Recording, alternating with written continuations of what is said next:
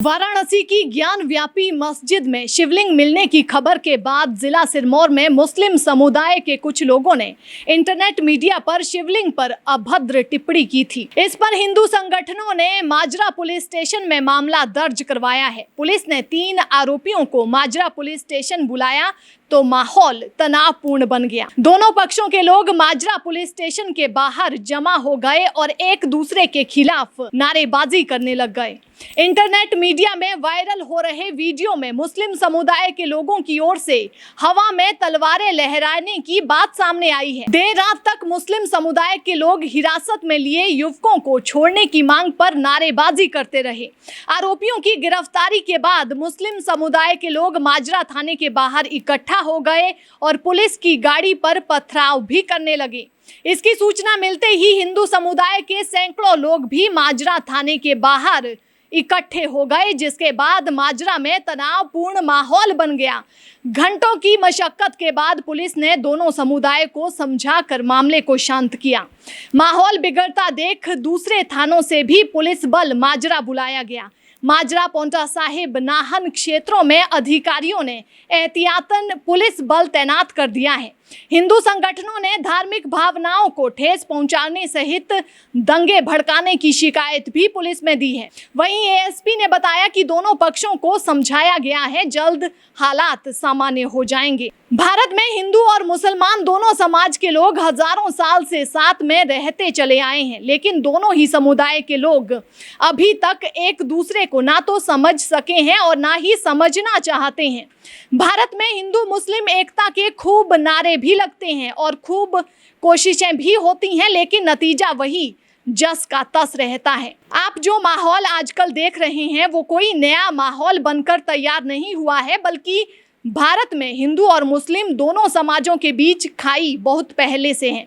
हिंदू मुस्लिम की एकता का नारा भी कोई आज का नारा नहीं है, बल्कि ये तो मुगलों से भी पहले का नारा है। मुगलों के बादशाह अकबर हो या फिर मराठा हिंदू सम्राट शिवाजी, दोनों ही राजाओं ने हिंदू मुस्लिम एकता के लिए बड़ी कोशिशें की थी।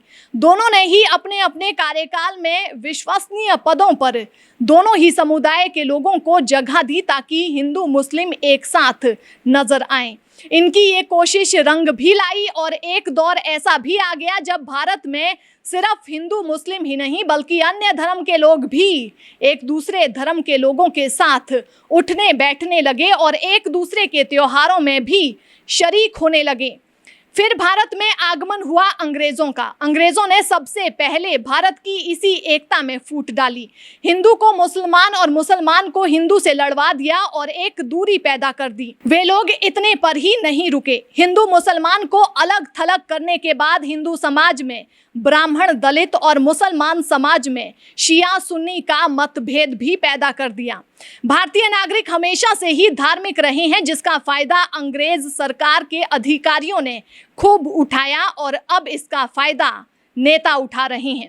मुंशी प्रेमचंद जी ने कहा था कि भारत के दोनों ही समाज के लोग एक दूसरे के लिए रहस्य बने हुए हैं। कोई भी एक दूसरे के धर्म के बारे में ना तो जानना चाहता है और ना ही जानता है, बल्कि इसके उलट दोनों ही एक दूसरे के खिलाफ मनगढ़ंत बातें किया करते हैं और उसी पर लड़ भिड़ जाने को तैयार रहते हैं। हिंदू मुसलमान को बुरा समझता है और मुसलमान हिंदू को बुरा समझता है। दोनों ही समुदाय में एक बहुत बड़ी फौज ऐसी भी है जो एक दूसरे के हाथों का खाना या फिर पानी तक पसंद नहीं करता है। हिंदू कहता है मुसलमान पत्थर दिल का होता है, बेरहम होता है, जानवरों का और बेगुनाहों का खून बहाता है, औरतों को कैद करके रखता है, उसके पास दिल नहीं होता है, ना ही वो विश्वास करने के लायक होता है। वहीं मुसलमान हिंदू के खिलाफ ये धारणा रखता है कि ये हर किसी को भगवान मानते हैं, पत्थर से लेकर जानवर तक को पूजते हैं, जाति के आधार पर छोटी जातियों को पैर की जूतियों की नोक पर रखते हैं।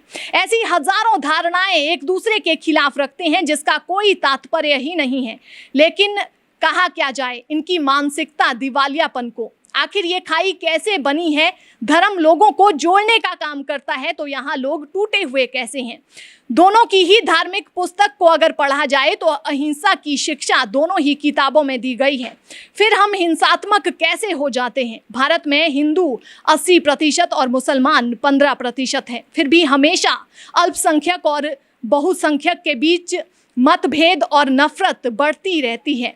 किसी को भी इतनी फुर्सत नहीं है कि वो अगले इंसान के धर्म के बारे में जानने की कोशिश करे। बस हवाई बातों पर ही यकीन कर लिया जाता है, जो सिर्फ और सिर्फ नफरत को बढ़ावा देता है। जो लोग एक दूसरे के धर्म के बारे में जानते हैं, वे लोग एक दूसरे के धर्म की इज्जत किया करते हैं। आज हिंदू मुस्लिम एकता के नारे भी लगने बंद हो गए हैं। ये बहुत चिंताजनक स्थिति है, जो आने वाले दिनों में और खतरनाक होती जाएगी। धर्म कोई भी बुरा नहीं होता, बल्कि उस धर्म की चादर ओढ़कर कुछ लोग धार्मिक बंटवारा करते हुए नजर आते हैं। हिंदू मुस्लिम के बीच बढ़ती नफरत का पैमाना क्या है और इस पर लगाम कब लगेगी, इसका तो अभी दूर दूर तक कोई अंदाजा नहीं लगाया जा सकता है। हिंदू मुस्लिम एकता की बात करने वाले भी अब दूर दूर तक दिखाई नहीं देते हैं, जबकि कभी हिंदू मुस्लिम भाई भाई का नारा गूंजा करता था। सवाल ये नहीं है कि इस नफरत का अंत क्या होगा, बल्कि सवाल ये है कि आखिर ये नफरत बढ़ती क्यों चली जा रही है। देश में बेरोजगारी, भुखमरी और लगातार बढ़ती महंगाई से हाहाकार मचा हुआ है। बेचारे गरीब वर्ग को तो 2 जून की रोटी मिल जाए वही बहुत है। हिंदू मुसलमान तो वो लोग कर रहे हैं जिनकी भूख देश को बेचने के बाद भी नहीं मिटेगी।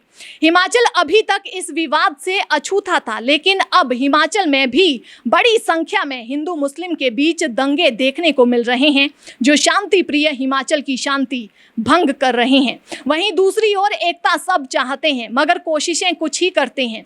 अब इस नफरत भरे तूफानी माहौल में मोहब्बत का चिराग जलाने वालों का इंतजार है।